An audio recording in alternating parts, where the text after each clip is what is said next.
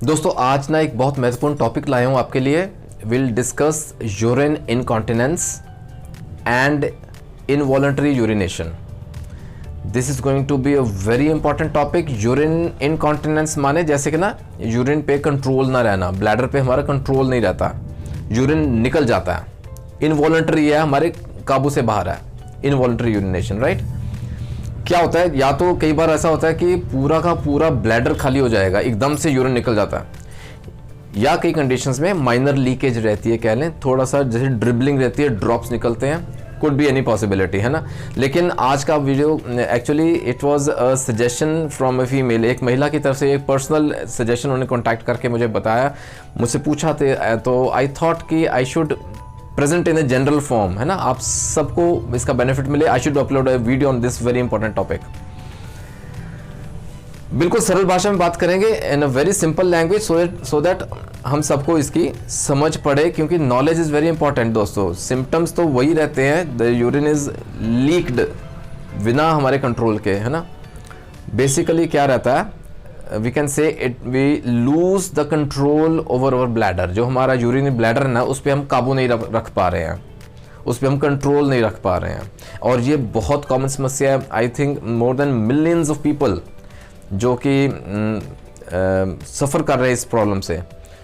Mostly females, महिलाओं में ज़्यादा देखा गया है, जिनकी उम्र 50 या उससे ज़्यादा रह रही है, उसमें ना बढ़ जाती है समस्या। बेसिकली विद एडवांसिंग एज ना, जैसे जैसे उम्र बढ़ती है, जो मसल सपोर्ट करते हैं हमारे ब्लैडर को ना, वो वीक हो गए हैं, वो कमज़ोर पड़ गए हैं, ब्लैडर पे कंट्रोल नहीं रह रहा। अब वो अपार्ट फ्रॉम एजिंग और भी कारण रहते हैं, कॉजेज़ की बात करेंगे आगे, तो जुड़े रहें एंड तक, सो दैट कारणों के बेस पे we'll find out the perfect homeopathic remedy to treat this problem. अच्छा, ये ना कई तरह का रहता है। There are certain types of urine incontinence. मैं in short आपको ना सिंपल से बताता हूँ क्या क्या टाइप्स रहते हैं, सो दैट आप पहचान लें कि आपको किस तरह की दिक्कत है। What is the type of urine incontinence that you are suffering from, right? सबसे पहले stress incontinence. Stress incontinence माने जैसे इट इज़ एक्चुअली, ये इनकॉन्टिनेंस तो हम समझ गए ना, कंट्रोल नहीं रहता ब्लैडर पे, यूरिन निकल जाता है, लेकिन स्ट्रेस की वजह से, स्ट्रेस यहाँ रहेगा सम फिजिकल एक्टिविटी जो कि ट्रिगर करती है। फॉर एग्जांपल कोई एक्सरसाइज कर रहे हैं हम, कोई वर्जिश कर रहे हैं, जिम में जा रहे हैं, कुछ काम ऐसा कर रहे हैं वर्जिश वाला, है ना, एक्सरसाइजिंग हो गया। कई बार तो सिंपल जैसे ना खांसी आ गई है, कफिंग से हो जाता है, स्नीजिंग हो गई, छींक आने से हो गया, या सिंपल कई बार ज़ोर से अगर हंस लिया, even with laughing, urine incontinence हो जाता है। बेसिकली क्या होता है, ये जो स्फिंक्टर मसल्स है ना, जो ब्लैडर को कंट्रोल करते हैं, वो उन पे स्ट्रेस पड़ता है because of these physical activities, जिस वजह से यूरिन इनकॉन्टिनेंस हो जाता है। दूसरा एक टाइप रहता है जिसे कहते हैं अर्ज इनकॉन्टिनेंस।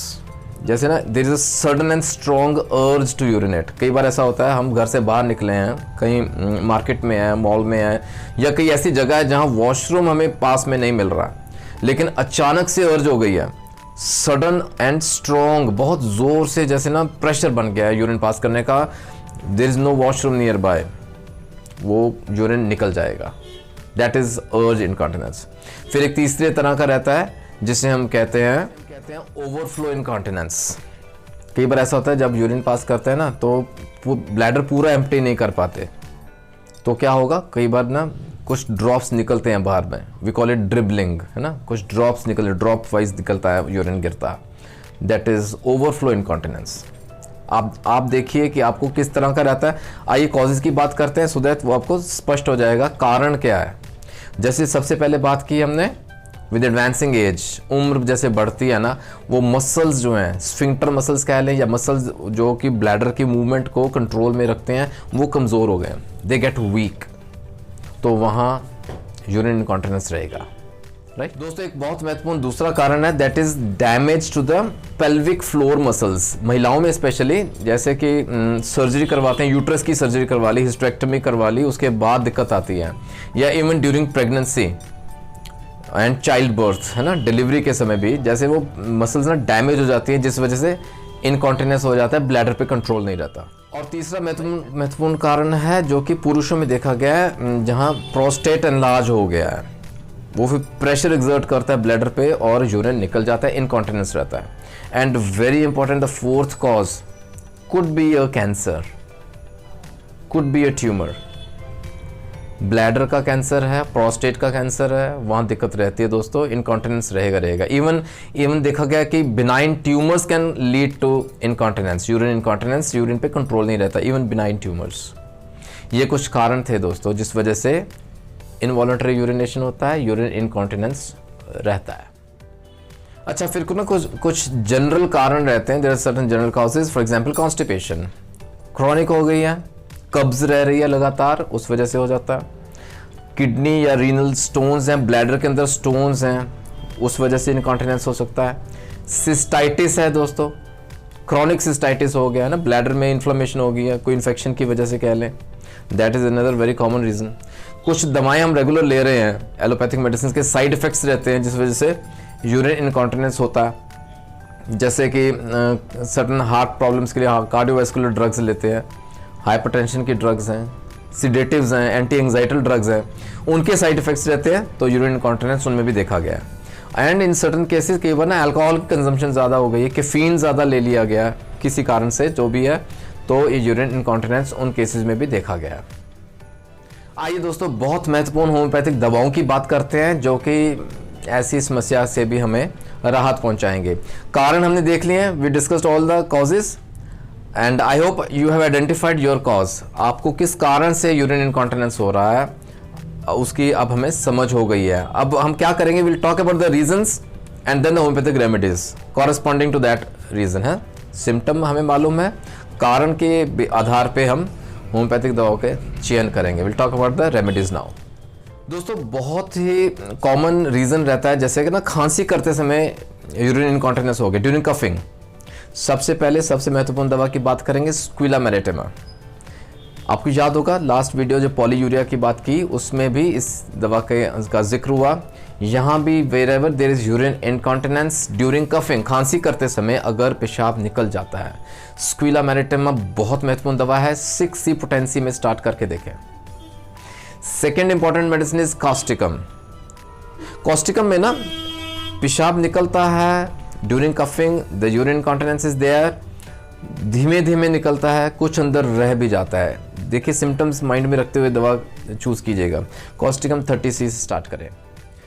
और तीसरी बहुत महत्वपूर्ण दवा है पल्साटेला, स्पेशली जब इनवॉलंटरी मिक्चुरेशन रहती है during night time, urinary incontinence, पेशाब निकल जाता है, कंट्रोल में नहीं रहता, रात के समय सोते समय कह लें, या जब भी हम खांसी करेंगे तो ऐसा रहता है, इवन जब गैस पास करते हैं, when passing flats, पल्साटेला 6C।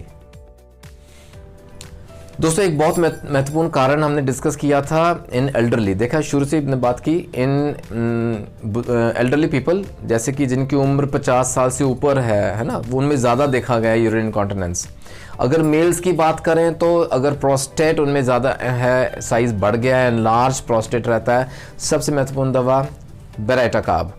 In general हम ओल्ड पीपल में, जैसे बुजुर्गों में भी दे सकते हैं जहाँ यूरिन इनकॉन्टिनेंस रहता है। Baryta carb acts wonderful in aged people. 30C में दें, it bears repetition, over period of time आपको रिलीफ मिलेगा, राइट। दोस्तों, दूसरी बहुत महत्वपूर्ण दवा यहाँ आती है सीकेल कॉर, जहाँ बुजुर्गों की बात चल रही है, elderly patients, males specially, there is enuresis in old patients. रात को सोते समय ना पेशाब निकल जाता है, urine incontinence is very severe. और स्पेशली जहाँ ना ब्लैडर क्या जैसे ना पैरालिसिस हो गया, mind my words, mark my words, paralysis of the bladder, अगर ये कारण रहता है, secale cor is the wonderful medicine. 30C से स्टार्ट करें। और बुजुर्गों में यूरिन इनकॉन्टिनेंस को कंट्रोल करने की तीसरी महत्वपूर्ण दवा है थूजा, जहाँ ना सडन और अर्जेंट डिज़ायर रहता, अचानक से प्रेशर बन जाएगा और बहुत भयंकर प्रेशर बन जाएगा, उनको कंट्रोल नहीं कर पाएंगे। एंड इन दिस केसेस अगर ना ब्लैडर के जो स्फिंक्टर मसल्स हैं वो सुन्न हो गए हैं, वो काम नहीं कर रहे हैं, वो वर्क नहीं कर रहे हैं, वो कमज़ोर हो गए हैं, वो पैरालाइज तक हो गए हैं, thuja 30C will play wonderful. अच्छा दोस्तों, रीजंस की बात की, वहाँ हमने बहुत महत्वपूर्ण और इम्पॉर्टेंट और कॉमन रीज़न की बात की, that is laughing.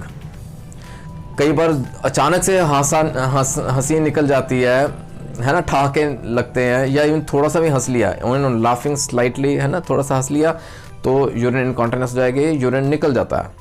Causticum is very important medicine here. ऊपर जैसे कफिंग में बात की ना, खांसी के दौरान अगर यूरिन निकलता है तो कॉस्टिकम का रोल बहुत महत्वपूर्ण है।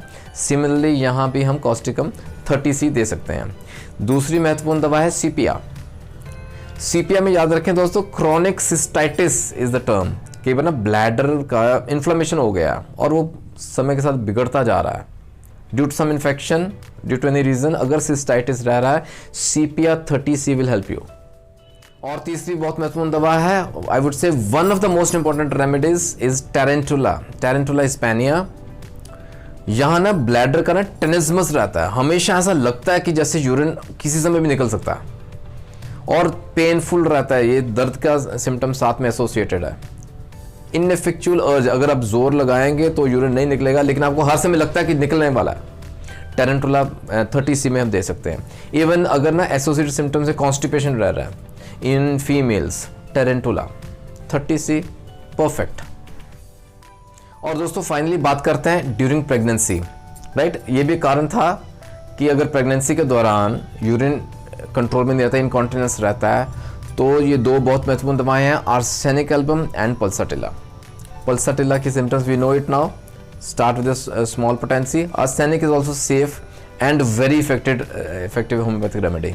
आर्सेनिक एल्बम जैसे ना ब्लैडर पैरालाइज हो गया, बिल्कुल कंट्रोल नहीं रहा, प्रेगनेंसी के दौरान यूरिन निकल गया, ये दो बहुत महत्वपूर्ण दवाएं हैं।